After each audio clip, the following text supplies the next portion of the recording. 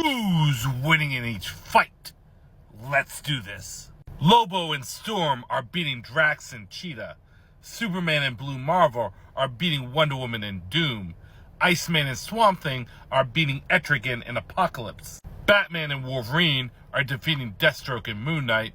And Silver Surfer and Martian Manhunter are defeating Super Skrull and Amazo. Confused? Allow me to explain. When it comes down to Storm and Lobo, they have two big advantages that will give them the victory.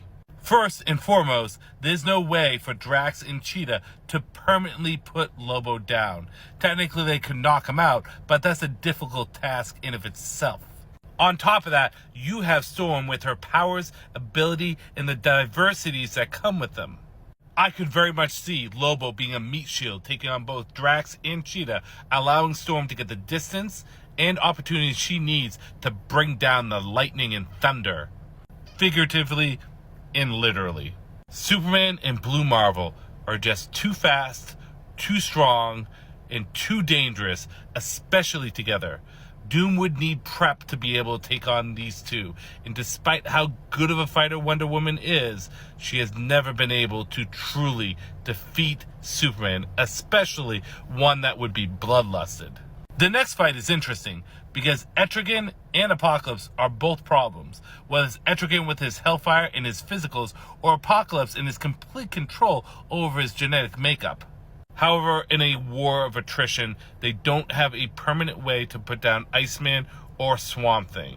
Even if Etrigan has prior knowledge of the green, he doesn't have a reliable way of getting into the green. The only argument that you could say that would give them a slight advantage is that Etrigan is a 2-for-1 package. He can turn into Jason Blood, who is a powerful spellcaster in his own right. You can make that argument if you want, but I still think it's going to go to Swamp Thing and Iceman, not only due to their longevity, but just simply the fact that both of them are incredibly powerful and incredibly broken. There's so many things you can say about Batman and Wolverine beating Deathstroke and Moon Knight. The fact that Batman alone is above Deathstroke and above Moon Knight individually. The fact that they have the gear, tech, and physicals to match and outclass Deathstroke and Moon Knight. The fact that when it comes down to the skill advantage, it goes to Batman and Wolverine. There's so many factors that lean into the favor for Batman and Wolverine. The victory goes to them. There's no dispute. There's no argument. The last fight is interesting, right? Because you got Amazo. He can technically copy the power cosmic. But you got Silver Surfer there, who's just going to absorb that shit right away from him.